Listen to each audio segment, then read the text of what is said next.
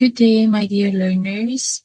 So today I will be presenting to you the part two of our lesson about the powers of the mind. Okay, so for today I'm going to discuss to you the brain theories. For our first theory, we have Paul Broka. So Paul Broka is a pathologist and anthropologist. He theorized that some language functions reside on the left side of the brain. Okay, so Paul Broca was among the first to study about the role of each hemisphere in brain functioning. And he found out that there is a relationship between the left part of the frontal lobe and the ability to speak. This finding was based on a particular patient who had a language problem. Although this patient understood that what's being said to him, he failed at producing sounds or syllables except words resembling the word tan. So this specific case gave strength to the assumption that the ability for speaking is under the control of the left brain. Next, we have Roger Sperry. He is a proponent of the split brain theory. So here he conducted a study for epilepsy, which gave him the 1981 Nobel Prize for Physiology or Medicine. And he stated that there are two parts of the brain that performs tasks differently. So we have the left and right hemisphere. He also theorized that the left hemisphere is rational and analytical side, whereas the right hemisphere is the synthesizing and creative side. Together with the Roger Sperry is Robert Ornstein. So they are the proponents of the brain lateralization theory, where they are both Nobel Prize winners. Okay, so next we have the brain lateralization theory. So here it states that we use both sides of our brain. However, there is a dominant side. So for the left brain, they are organized, logical, and detail oriented.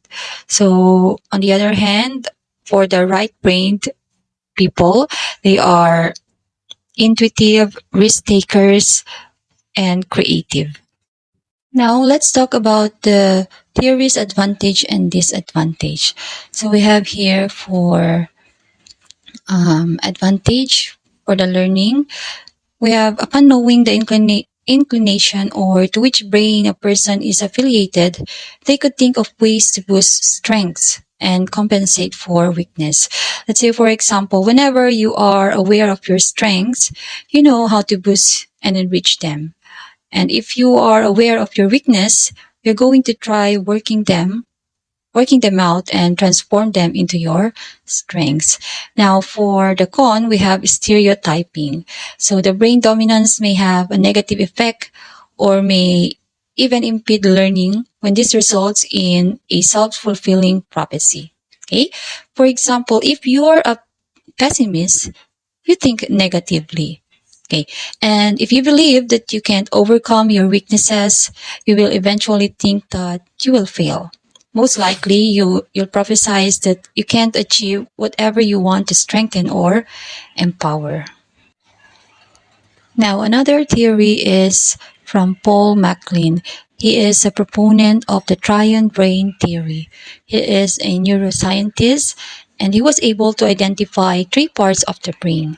So first is the neocortex, also known as the rational brain.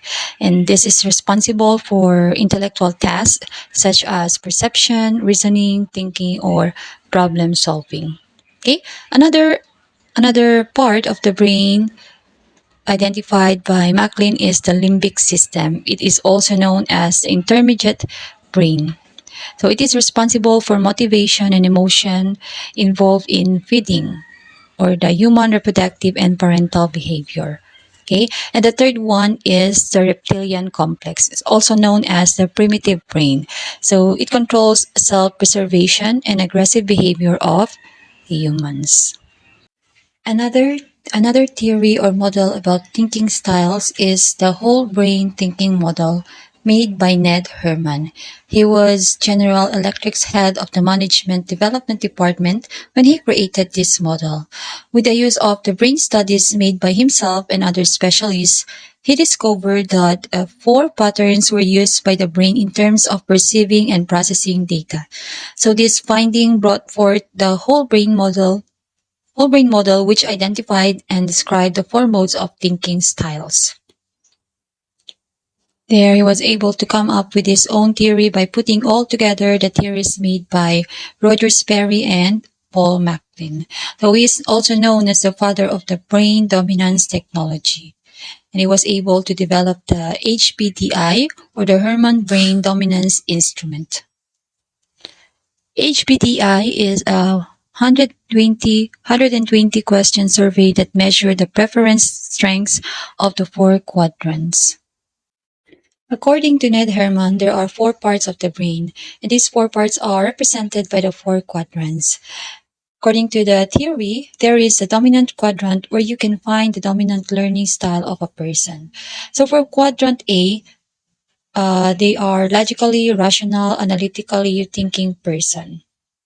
The people who use this mode of thinking like to read textbooks, collect data, listen to informative lectures or talks, make use of criteria or facts when evaluating ideas or situations, and apply logical reasoning. Next, quadrant B. Quadrant B are organizationally and sequentially dominant thinking person. And people who use this style prefer detailed instructions, make use of time management, follow directions easily, observe schedule, and plan and organize activities. Quadrant C, emotionally inclined and kinesthetic person.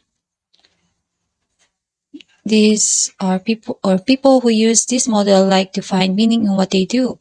They are cooperative, they like to listen and share ideas, and prefer win-win situations.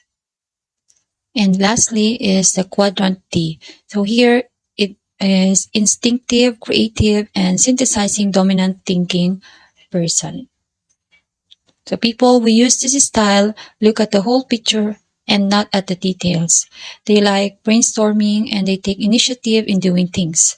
They are not afraid to ask what if questions and they like simulations. Okay, so that would be all for the part 2 of this lesson. So let me know if you were able to watch the first part and second part of this video presentation. And if yes, I would like you to comment done on the comment section. Thank you so much. Keep safe, everyone, and see you next time.